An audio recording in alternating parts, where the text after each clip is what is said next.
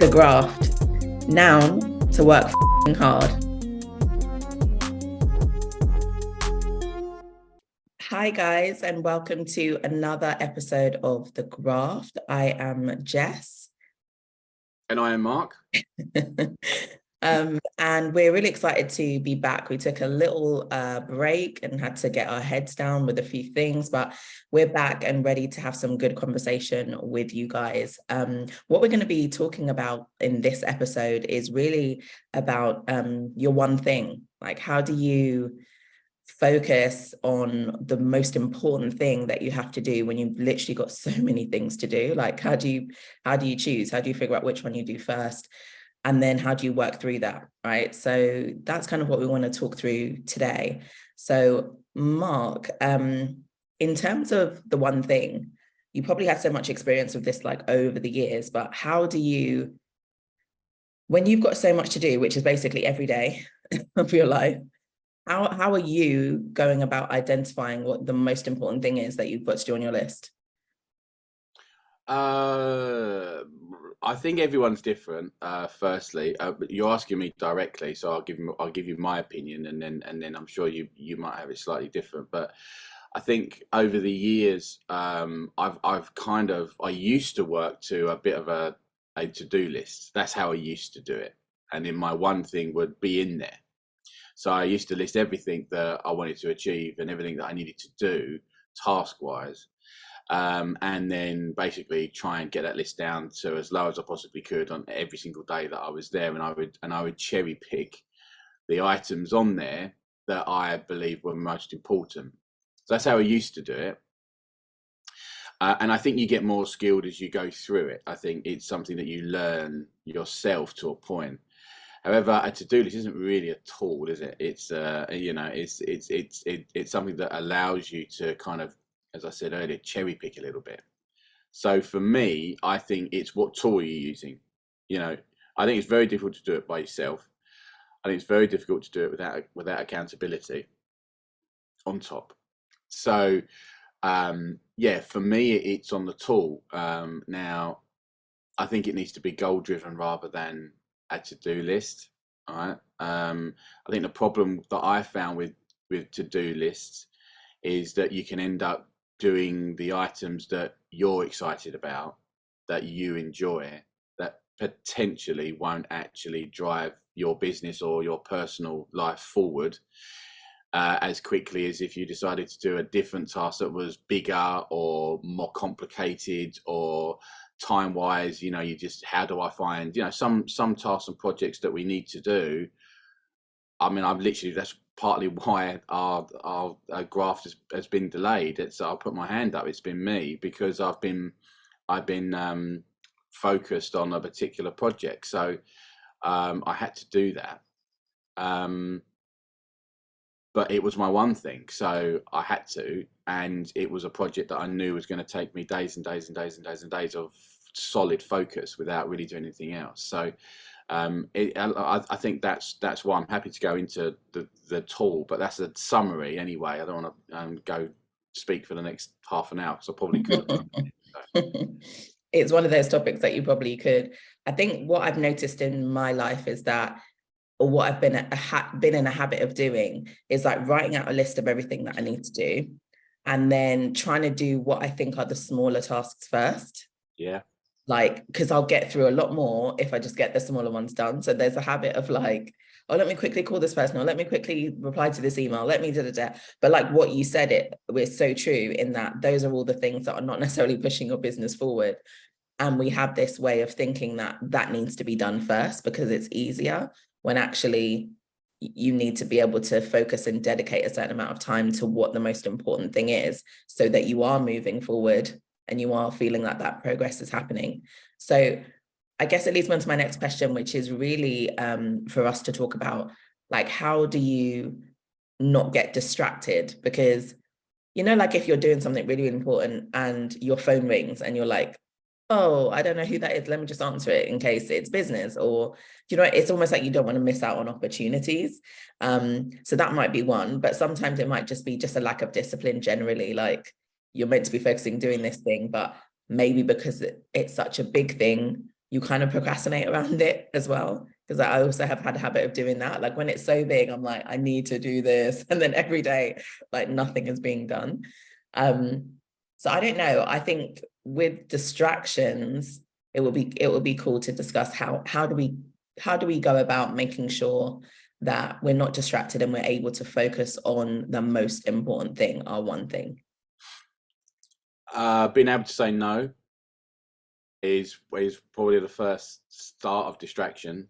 I think that's absolutely huge. I think just finishing off on partly what you were saying earlier, around just doing the smaller things, because we feel like we're achieving more during the day. You know, you finish the day and you go, wow, I've got like 10 things done today. But actually, when you look at those 10 things, you go, right, okay, so my goal that I set myself for the year, for the month, and then for this week, and now for this day, is it at what I've done? Is that more important than something I've left on there because it was easier to do, to say I've done 10 things rather than actually got half of one thing done during that day? But half of that one thing during the day actually might make a considerable difference to you rather than the 10 things that you actually got done.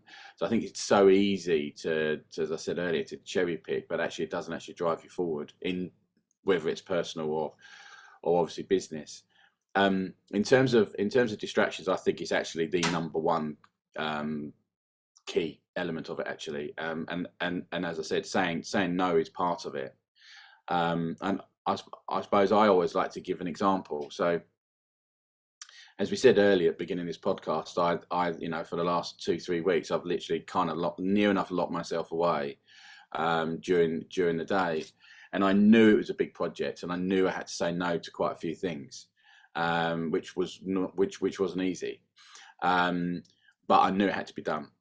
So I started on my first day. So to give an example, I've got obviously I was working from home, and my study is downstairs. It doesn't back on. It's on the front of the house, so it's on right by the driveway. And where my desk is situated, because of the design of the room, it's literally, as I turn to my left, which is probably gone to my right there on the screen, is the driveway. And so there's a lot of incoming traffic. There's deliveries, there's everything that's coming in during the day.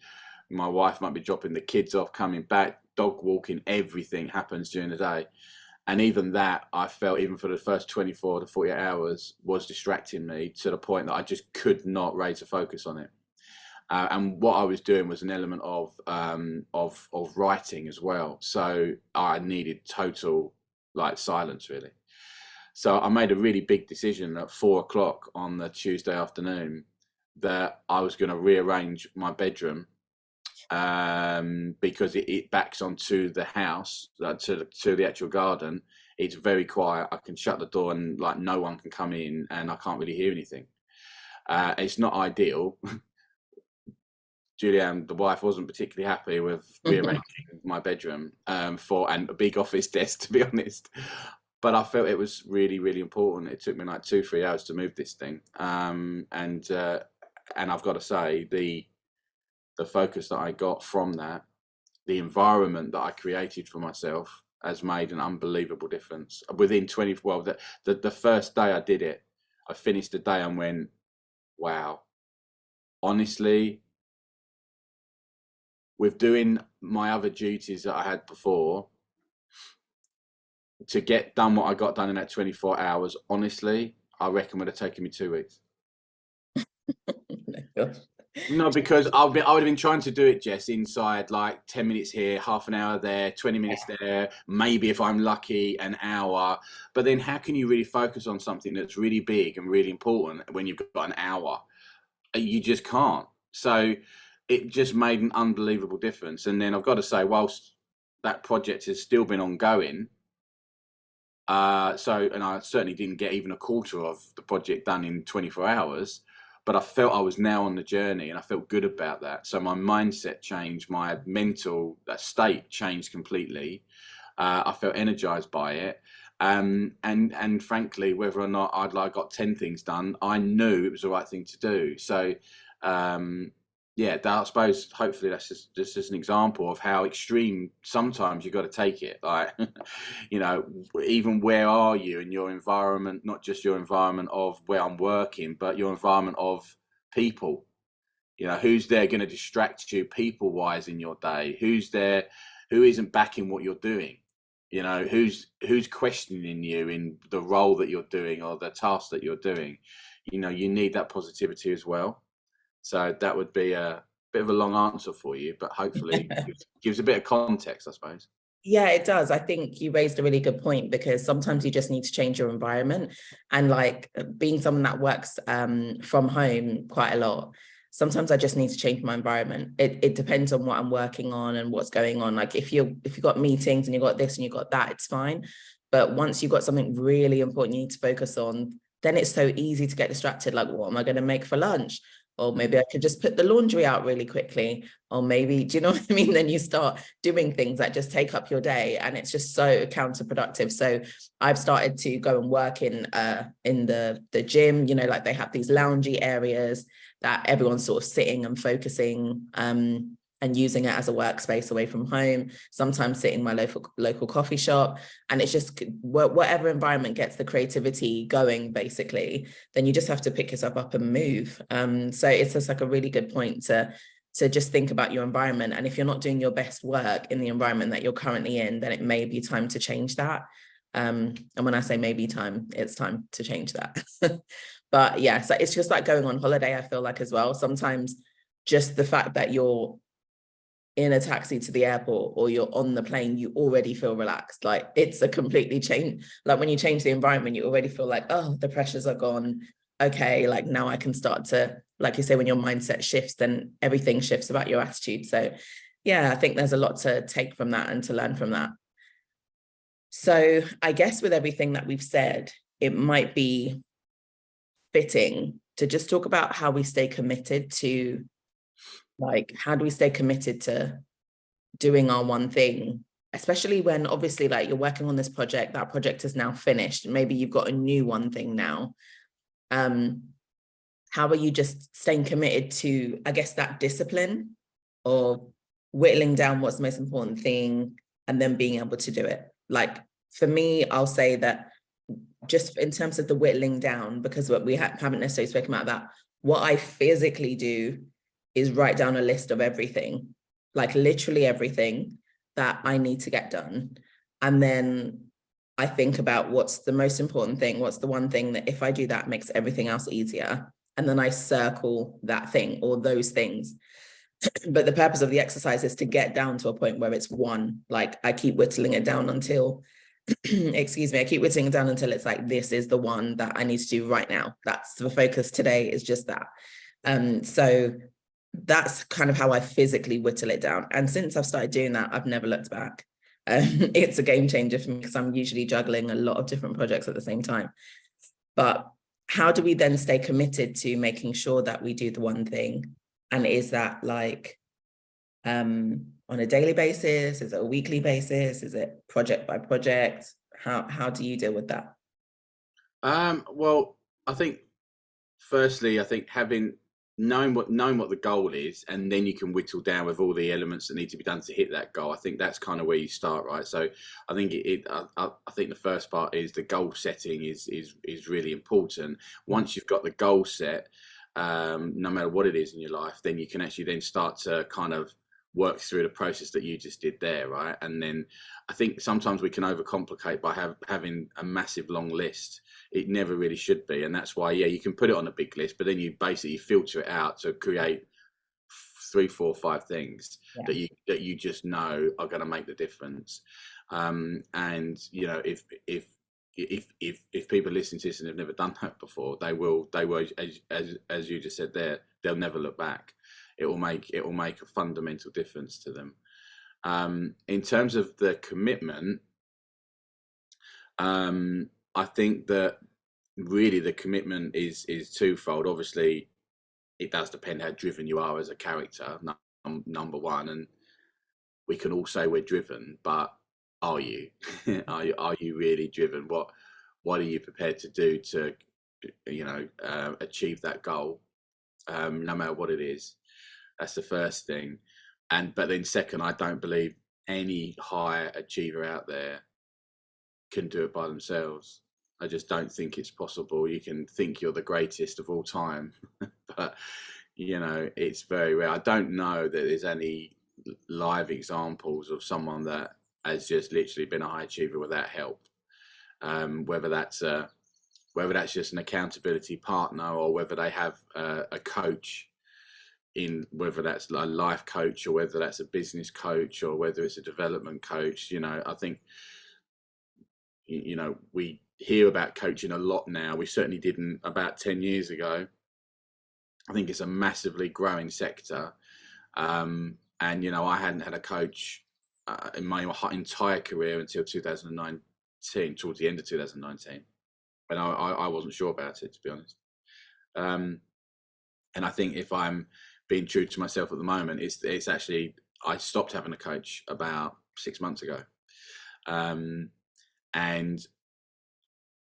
if I'm putting my hands up, I don't have an accountability partner. I am the accountability partner. So what I'm saying right now is, I'm trying to be that. Yes, I can do it all by myself right now, right? So I'm not saying that I'm still a work in progress myself, but I can talk from experience of having both. And your coach should be your accountability partner. That's how I see it.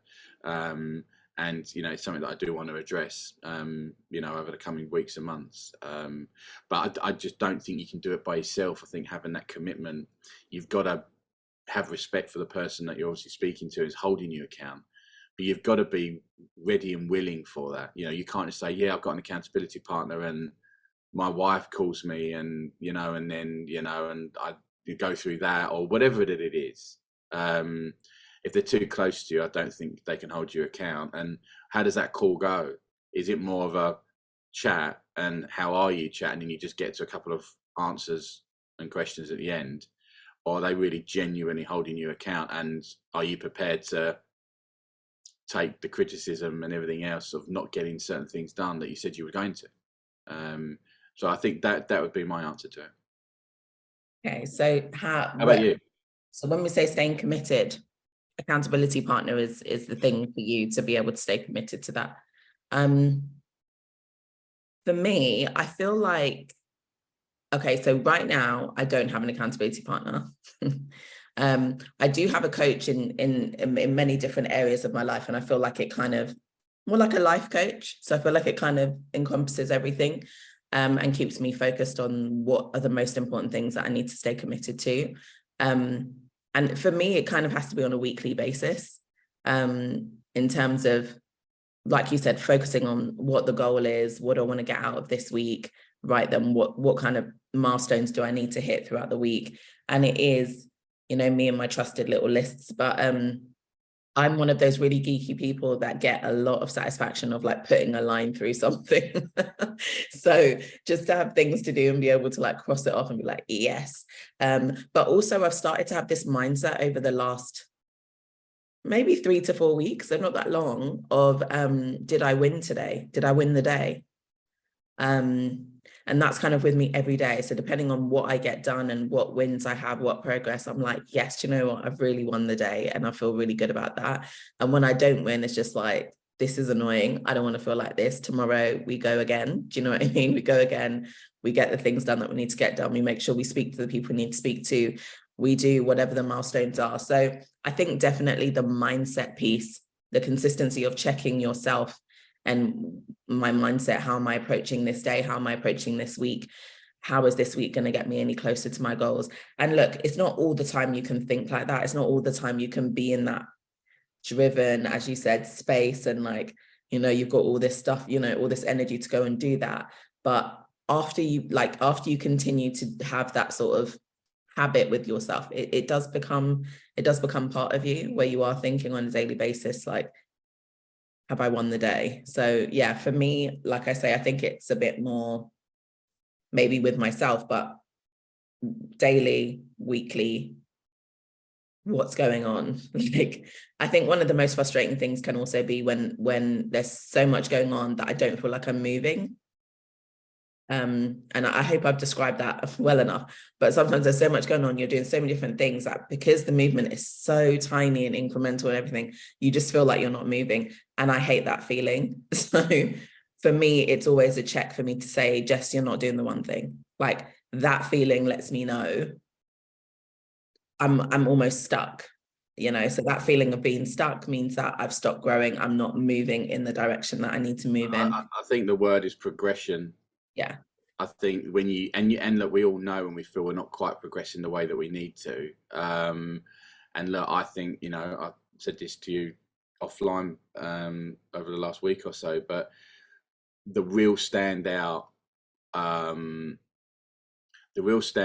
change for me, and what has really helped with my purpose, is having the time in my diary to be free to attack the one thing that I need to do.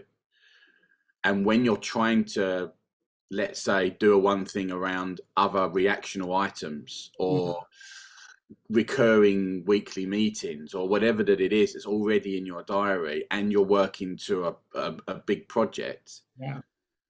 Being able to do that at pace, being able to progress is much harder. So for me, as soon as I took myself out, it suddenly dawned on me massively that, oh my word, I'm going to bed excited about the next day because I don't have any meetings in my diary. I am completely free. I know that feeling. to win the day. I'm going to bed knowing I've already won the next day. And I can't tell you what that feels like. And I haven't felt that for such a long time. I'm talking 3-4 years probably, where I feel like, well, tomorrow's going to be a great day because I'm already free and I already know what I'm doing. And I've gone quite granular. So I've actually said, right, okay, I probably can't work on this one particular project, which is like quite a lot of content, because my mind can only cope with so much. It's just me, right? I know if you ask me to write content for 10 hours a day, I'm not going to be able to do it. But I can break it up into spurts of 2s and 3 hours. I am capable of doing that. Okay, fine. So I can't do 10 hours, but let's say I'm going to do 2 hours. So there's a 2-hour time block in my diary for tomorrow morning between 9 and 11 or 9 and 12. I then might have a break for half an hour. Then I'm going to attack another project for another 2 hours. And so my whole day has already been planned out and I stick to it. And I think that's been the most amazing part of it, is actually the mindset of I've already won. Because as you said earlier, if you're reacting to things during the day, it's so hard. So my advice to people that are listening is make sure you're in control of your day, of your week and your month. That will make an unbelievable difference. And where possible, get rid of meetings. Unless they're a meeting about today, unless it's an urgent matter, don't do it. If it's something that you're talking about that could be implemented in 4 weeks' time or could be implemented in 6 months' time, unless you've made a firm decision to do something, literally cancel the meeting. Don't do it. Because I feel like my life's been a meeting for the last 2 years. And particularly now, look, we're doing it now, Jess, right?